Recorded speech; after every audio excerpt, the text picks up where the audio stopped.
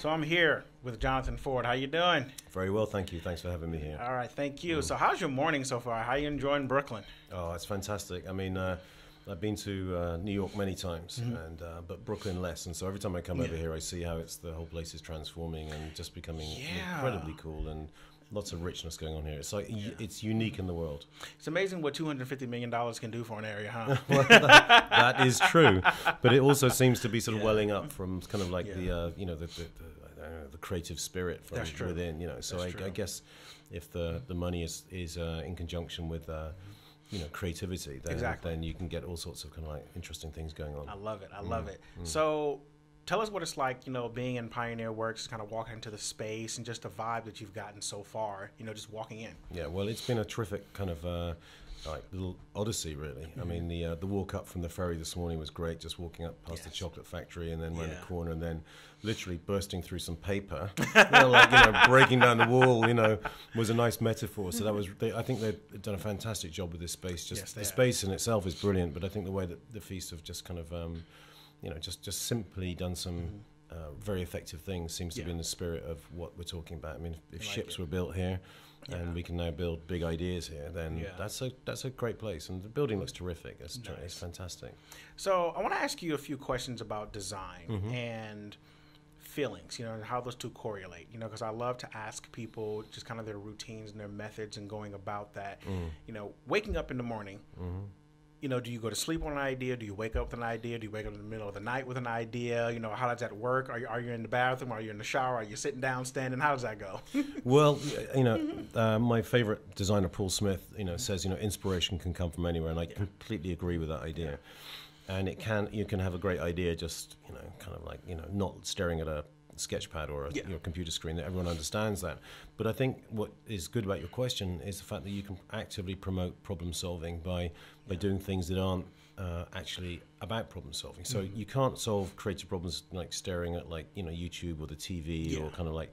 So you can make yourself active. I think activity, and that could be anything from physical activity to meditation, is a great way to disengage the brain from the kind of like the brain's function of linear problem solving, like crunching away to solve this problem. I can't do it. Can't do it.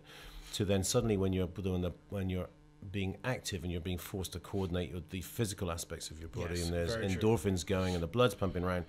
In that moment, somewhere, I usually 20 minutes into exercise, I usually have a great idea, and that helps me solve a problem that can be related to the way I'm designing something for a client, or maybe the way that as I've evolved now as a designer to actually redesigning my business, and change, which is what the theme of this conference is about, is met with huge resistance even within my creative company. So I'd like to think about not just the ideas that help me change the company, but think of ideas that help me then assist in the process of change and help people resist it. So overcome resisting it. So it's a good question, and I would just encourage people that are creative to get active and disengage their brains from the act of kind of problem solving, and then it problem solves itself. Yes. Now you're famous for provoking a lot of thought and change with how you work. How do you do that within yourself? How do you challenge yourself? Do you find it like eating something, or do you just say, you know what, I don't like this, I'm going to challenge myself or push myself? Where do you get that process from? Well, I think it's twofold. I think it's in my natural DNA to sort of push myself forward.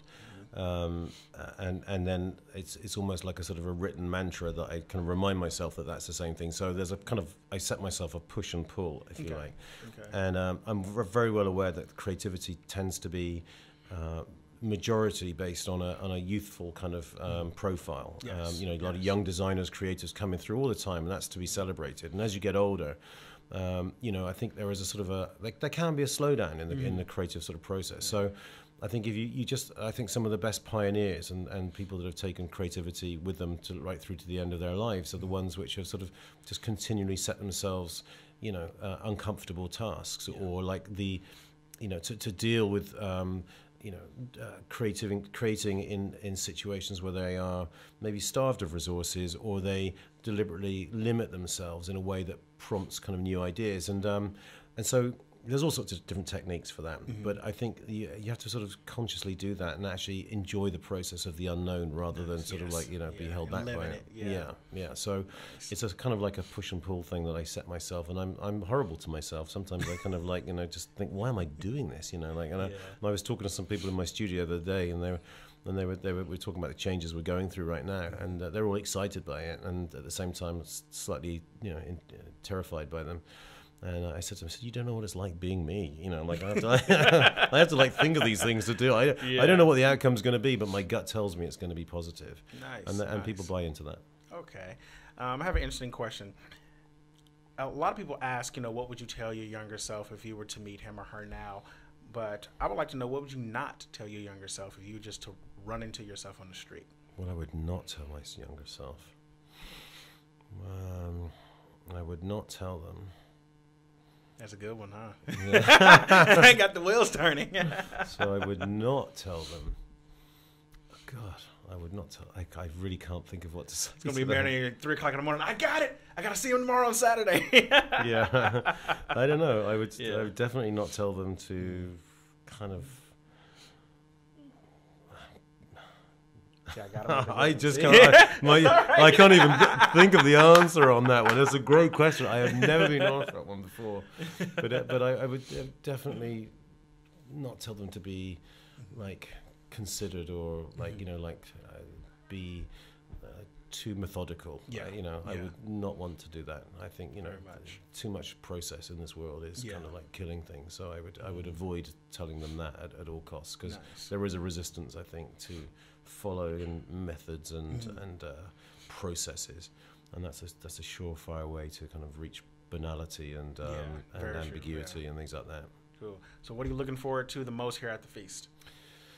I think the interaction with the speakers, not the speakers, the speakers and the audience. I mean, my expectations were set high and they've already been exceeded. So nice. I've actually understood what a lot of people are talking about this morning, which is actually quite impressive for me. So, usually I have no clue what people are talking about, but they've made very kind of complex subjects very, awesome. I think, palatable, and like, okay, I can do something with that. Awesome. And so I think the doing something with that with the rest of the team, the audiences and people, I think is going to be very, very exciting. So beautiful. Yeah. Well, thank you very much, Jonathan. It was awesome. Hope to see you on the floor. We can talk and interact some more. And I know that question is going to be burning your head. Yeah, well, I think I got there in the end, but it was a real brain tease, that one. Like what would I not say? But anyway, that's great. Thank you very much. Thank you. I'll catch you later. All right, cool. All right, cheers.